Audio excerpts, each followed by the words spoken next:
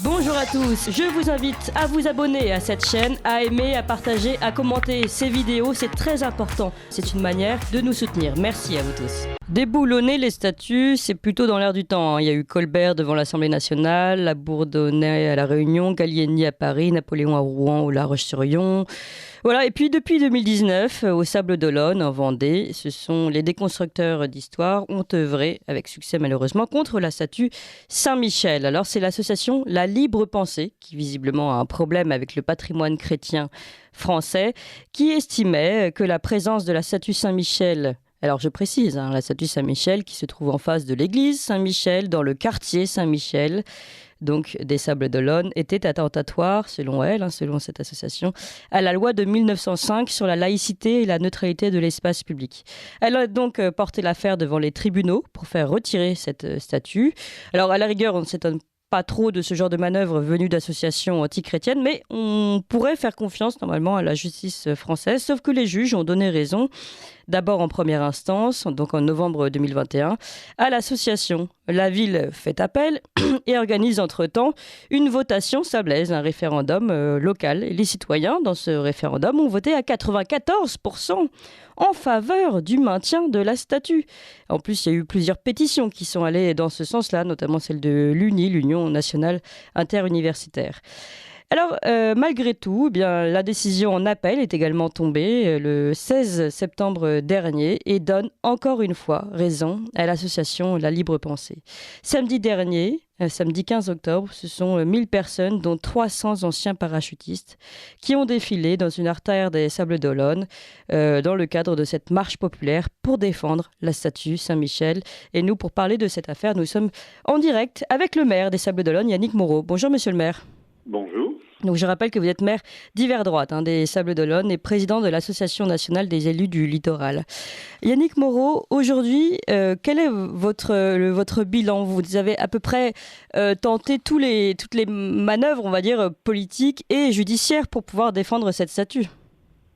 Presque tout, effectivement. Nous avons formé un recours devant le Conseil d'État. Et donc, nous ne désespérons pas de convaincre le Conseil d'État qu'une statue Saint-Michel sur une place Saint-Michel devant une église Saint-Michel n'est pas complètement attentatoire à la liberté qui doit régner dans notre pays et au principe de laïcité qui fait là, en première instance et en appel, l'objet d'une interprétation très rigoriste dans le droit fil de ce que demande la libre pensée en Vendée, c'est-à-dire vraiment une acceptation très très étroite, très très intolérante de ce qu'est la culture de notre pays et la culture des Sables d'Olonne, la tradition de ce quartier.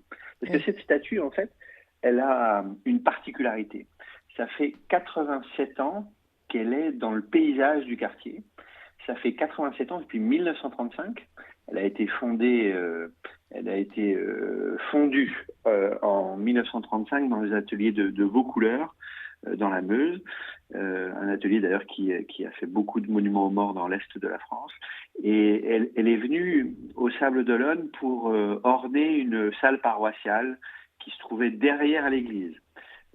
Et pendant 87 ans, elle a été sur cette salle paroissiale, elle a été visible de l'espace public et elle a pendant des décennies trôné elle a trôné au cœur, de la cour de l'école Saint-Michel. Parce qu'il y avait là à l'arrière une école Saint-Michel à côté de l'église Saint-Michel comme c'est original.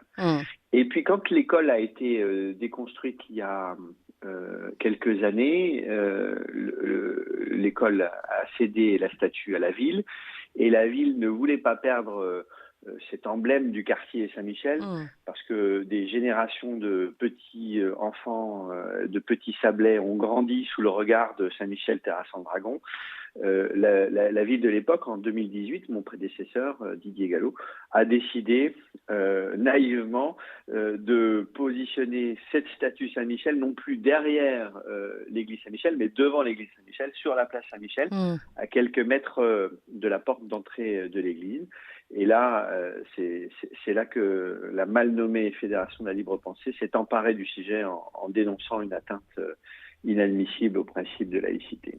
Mais c'est quand même très inquiétant, d'abord la décision des juges et en appel également, et parce qu'on se dit cette décision peut faire jurisprudence, et parlons par exemple du quartier Saint-Michel de Paris, avec la fontaine Saint-Michel qui est quand même un patrimoine historique. Donc s'il s'agit maintenant de déboulonner tout ce qui fait partie de notre patrimoine, on peut véritablement s'inquiéter aujourd'hui. C'est tout à fait ça.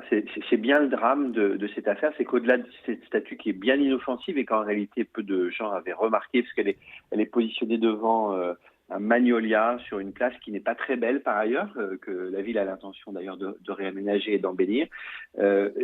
Au-delà de cette modeste statue, de belle facture d'ailleurs, elle a été faite probablement en s'inspirant du dessin de Saint-Michel de Raphaël en 1518. Le drame, c'est d'en faire effectivement le cheval de Troie de l'intolérance et de l'intégrisme laïcard. Et ce qu'on peut craindre, si jamais nous n'arrivions pas à convaincre le Conseil d'État, moi je reste persuadé qu'on peut le convaincre, et je vais vous dire d'ailleurs les échecs qu'a subi la libre pensée en Vendée, parce que c'est pas la première fois qu'elle s'attaque aux traditions vendéennes, au cœur vendéen ou à la crèche du Conseil général de la Vendée, et pour l'instant elle a perdu à chaque fois, donc je ne désespère pas de convaincre le Conseil d'État cette fois-ci. Le drame, c'est effectivement que ça ouvre une brèche immense, et que dans cette brèche, on vienne combattre la présence de tous les signes religieux dans tous les espaces publics. Et oui. Et là, on est devant un problème grave pour notre pays. Parce que, d'abord, cette statue-là, sur une place d'église, si vous voulez, une place d'église, un parvis d'église, c'est effectivement un lieu public, mais c'est en même temps un lieu dédié au culte. Dans l'histoire des Sables d'Olonne, d'ailleurs, cette place a été tantôt propriété du diocèse, tantôt propriété des pères rédemptoristes qui avaient ici leur tradition, et tantôt celui de la ville. Et donc, une place d'église est certes un lieu public, mais pas un lieu public comme les autres, puisqu'on y célèbre des cultes à Pâques, aux enterrements, aux messes. Enfin voilà, on n'est pas dans un espace public complètement dénaturé, puisqu'il y a une tradition cultuelle sur ce type d'espace public. Et le danger après, c'est que, vous voyez, on s'attaque à tout, et que tout soit permis pour les laïcards intégristes qui en fait sont des complices zélés de la cancel culture. Le blason de la ville des Sables d'Olonne, que nous avons remis à l'honneur il y a quelques années également, mais qui est inscrit et gravé dans la pierre de notre hôtel de ville, dans la pierre de nos parcs et jardins publics. Le blason, c'est la Sainte Vierge qui protège un vaisseau, un navire sur la mer, avec des angelots autour. Vous voyez. Et donc, si demain on commence à reculer sur Saint-Michel, on va reculer sur tous les Saint-Michel, on va reculer sur toutes les statues de saints, on va reculer sur tous les symboles religieux, y compris, pourquoi pas, le blason officiel historique ancestral de la ville des Sables d'Olonne. C'est une perspective absolument intolérable. Moi, j'ai pas été élu maire des Sables d'Olonne pour laisser déboulonner une statue comme en Afghanistan, ou pour léguer à mes filles et aux enfants de mes enfants une France déracinée qui ne sait pas d'où elle vient. Je pense qu'on peut comprendre et respecter que la République soit laïque, c'est d'ailleurs inscrit dans la Constitution, mais la France, elle est de culture chrétienne. La République est laïque, mais la France est chrétienne. Et je pense qu'il faut l'admettre, et que la laïcité, c'est aussi la tolérance, et que cette tolérance fait vraiment défaut dans l'approche de ce dossier par le juge administratif français en première instance et en appel. Mais c'est la question que je souhaitais également vous poser, parce qu'au-delà de l'association La Libre Pensée, il y a quand même le travail ici du juge administratif qui donne raison à ces associations. Et c'est pour le moins surprenant également qu'un juge aille dans un entendement aussi restrictif, comme vous l'avez expliqué, des termes de laïcité. Effectivement, c'est étonnant, surtout que la jurisprudence qui existe sur le sujet permet d'imaginer les deux acceptions. Et comme je le disais tout à l'heure, vous savez, le dernier combat de la mal nommée Fédération de la Libre Pensée en Vendée, c'était le combat contre la crèche que le Conseil général de la Vendée installait dans le hall de l'hôtel du département depuis des années. Et ce combat-là, la libre pensée l'a perdu, et le conseiller général de l'époque, devenu conseil départemental, a conservé le droit d'installer une crèche au nom des traditions et de la culture vendéenne établie. C'était autrement plus compliqué à faire admettre au juge administratif que la présence d'une statue Saint-Michel sur une place Saint-Michel devant une église Saint-Michel. Franchement, quel est le drame ? Quel est le drame pour l'avenir ? Les Sablais sont attachés à leur statut, vous l'avez dit, ils ont participé à la votation que nous avions organisée au début de l'année 2022.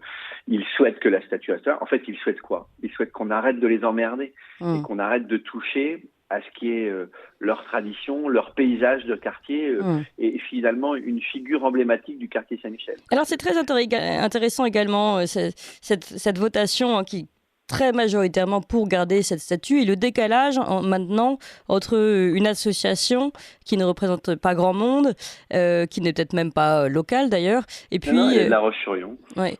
Et puis c'est la volonté des citoyens sur place, et puis même ce décalage entre la justice qui dit un mot et puis les citoyens, la grande majorité des citoyens qui vivent sur place et qui eux souhaitent tout simplement conserver cette statue. La cancel culture est portée et comment dirais-je, propagée, diffusée par des minorités. Et on vit dans notre pays la dictature des minorités. Et la voix du peuple, celle du peuple sablaise, que c'est une statue sablaise avant d'être un débat national, c'est une statue sablaise qui est là depuis 87 ans.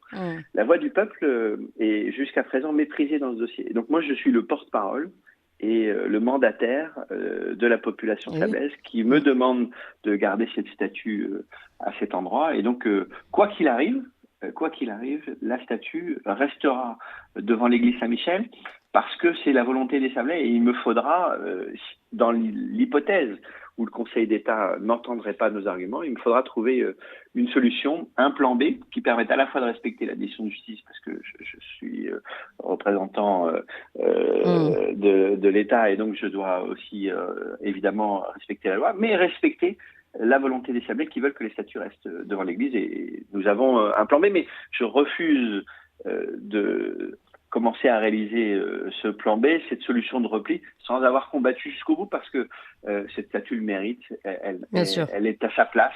Et je pense que, au nom du bon sens, au nom du respect de notre tradition, au nom du respect de notre culture chrétienne, y compris au Sable d'Olonne en Vendée, on doit se battre pour la statue de l'Archange Saint-Michel. Donc finalement, là, tant que la procédure judiciaire, puisque maintenant vous allez passer devant le Conseil d'État, n'est pas aboutie, vous ne bougez pas cette statue, vous n'avez pas d'obligation de retirer cette statue pour le moment ?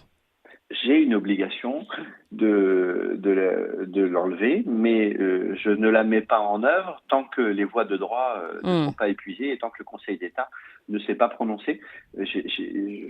Vraiment, ce serait, comment dirais-je, ce serait grave.